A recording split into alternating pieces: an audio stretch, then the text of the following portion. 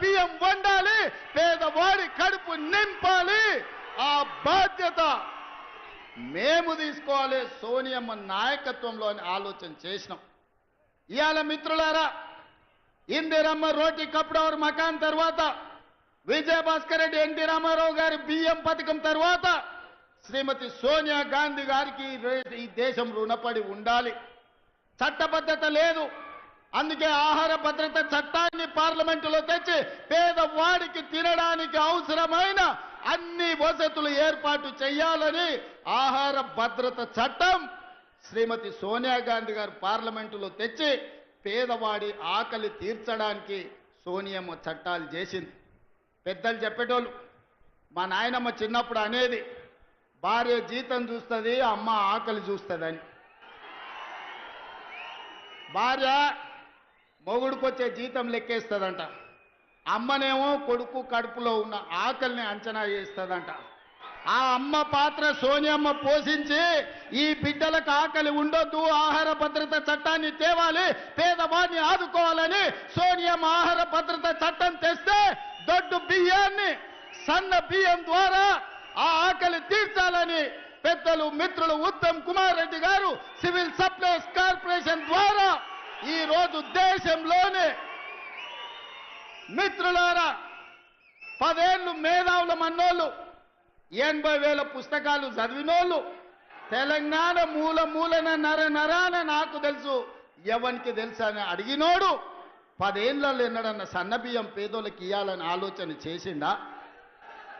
మీరు ఒరేస్తే ఉరేసుకున్నట్టే అని మిమ్మల్ని భయపెట్టిండు. ఆయన ఫామ్ హౌస్లో 1000 ఎకరాల వరి పండించి, మిత్రులారా ఇది బాగా తెలంగాణ రైతాంగం వినాలి, ఆనాటి మాజీ ముఖ్యమంత్రి గారు ప్రజలకు విజ్ఞప్తి చేసిండు, మీరు వరి వేయొద్దు, మేము ఒట్లు కొనం, ఒకవేళ ఊరేసుకుంటే మీరు ఊరేసుకున్నట్టే అని. ఆయన చెప్పిందే నిజమైతే అదే సీజన్లో అదే పంటలో దాదాపుగా ఎర్రవల్లి ఆయన ఫామ్ హౌస్లో 1000 ఎకరాల ఒట్లు పంపిస్తే కావేరి సీడ్స్ అనే కంపెనీ 4,500 రూపాయలకు క్వింటాలు ఆయన ఫామ్ హౌస్లో పండించిన ఒడ్లు కొన్నారు. మిత్రులారా, నేను ఇది అధికారికంగా ఆరోపణ చేస్తున్న వారి మీద. నేను అడుగుతున్న తెలంగాణ రైతాంగాన్ని, మనం పండించిన ఒట్లు 2,000 కొనేటోడు దిక్కు లేదు, రైతులు ఊరేసుకుంటుంటే ఒట్లు కొనక చంద్రశేఖరరావు గారు ఫామ్ హౌస్లో పండించిన ఒట్లు 4,500 రూపాయలకు క్వింటాల్ కొన్నారంటే అవి ఒడ్లా లేకపోతే అందులో బంగారం పండుతుందా అని నేను అడుగుతున్నా.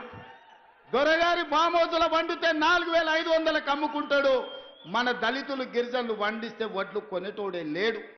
అందుకే నేను ఉత్తమ్ కుమార్ రెడ్డి గారు, బట్టి విక్రమార్క గారు ఆలోచన చేసినాం, చర్చించినాం. ఎంత ఖర్చైనా పర్వాలేదు, ఎన్ని కోట్లైనా పర్వాలేదు, పేదలు పండించిన ప్రతి చివరి గింజ వరకు ప్రభుత్వమే కొంటుంది.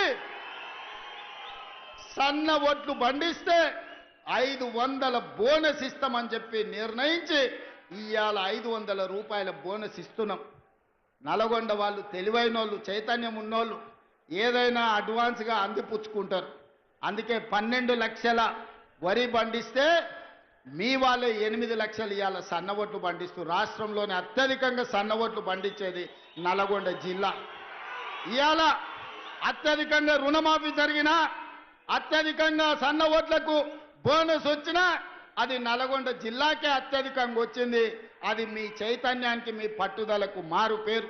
ఇవాళ అందుకే పండించిన రైతుకు బోనస్ ఇవ్వాలి, వినియోగదారుడు పేదవాడికి కడుపు నిండా తెల్లన్నం సన్న బియ్యం పెట్టాలి అని ఇవాళ సన్న బియ్యం పథకాన్ని ఇవాళ హుజూర్ నగర్ గడ్డ మీద మనం ప్రారంభించుకున్నాం. మిత్రులారా, ఆనాడు కొమరం భీముడు మొదలుపెట్టిన జల్ జమీన్ జంగిల్ పోరాటం నుంచి తర్వాతి తరంలో చాకలి అల్లయ్య, దొడ్డి కొమరయ్య భూమి కోసం, భుక్తి కోసం, విముక్తి కోసం రావి నారాయణ రెడ్డి, ఆరుట్ల కమలాదేవి ధర్మ భిక్షం చేసిన పోరాటం, సాయుధ రైతాంగ పోరాటం తర్వాత ఇందిరమ్మ తెచ్చిన రోటీ కప్డా और మఖాన్ పథకం తర్వాత విజయభాస్కర్ రెడ్డి ఎన్టీ రామారావు తెచ్చిన బియ్యం తెల్ల బియ్యం పథకం తర్వాత ఈనాడు గొప్ప పథకం ఏదైనా ఉంది అంటే ఈనాడు మనం ప్రారంభించుకున్న సన్న బియ్యం పథకం చరిత్రలో నిలబడుతుంది.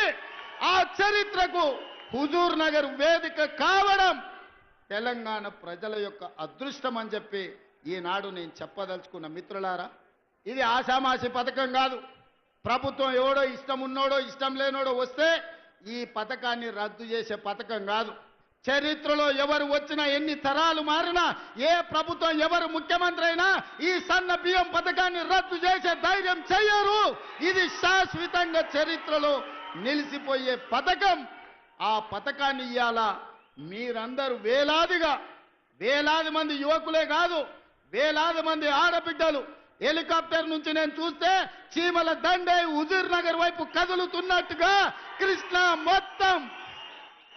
కృష్ణా నది మొత్తం ఉవ్వెత్తున ఉప్పొంగి సునామీలో హుజూర్ నగర్ కమ్మేసినట్టుగా మిమ్మల్ని అందరినీ గాల్లో నుంచి చూస్తుంటే ఒక ఉద్వేగం ఈ రోజు నాకు అనిపిస్తుంది. నా గుండెల్లో ఒక భావోద్వేగం ఉంది.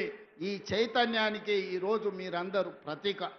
అందుకే మిత్రులారా, చాలా విషయాలు మాట్లాడాలని ఉన్నది, కానీ ఆలస్యమైంది. ఒక్క మాట చెప్పదలుచుకున్నా.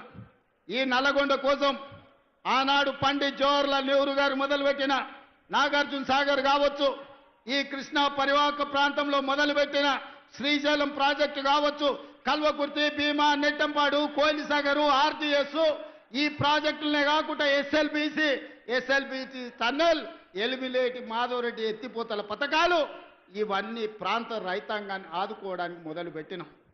తెలంగాణ వచ్చినప్పటి నుంచి 10 ఏళ్లు ముఖ్యమంత్రిగా ఉన్న చంద్రశేఖరరావు గారు ఎస్ఎల్బిసి టన్నెల్ను 10 కిలోమీటర్లు, పార్త సంవత్సరానికి 1 కిలోమీటర్ పూర్తి చేసిన ఎస్ఎల్బిసి టన్నెల్ పూర్తయి 3,60,000 ఎకరాలు నల్గొండ జిల్లాకు నీళ్లు వస్తుండే మీ మీద కక్ష గట్టి, మీ మీద పగబట్టి ఎస్ఎల్బిసి టన్నెల్ను పడావు పెట్టే మళ్ళీ ఈ రోజు మనం వచ్చినాక ప్రారంభించుకున్నాం.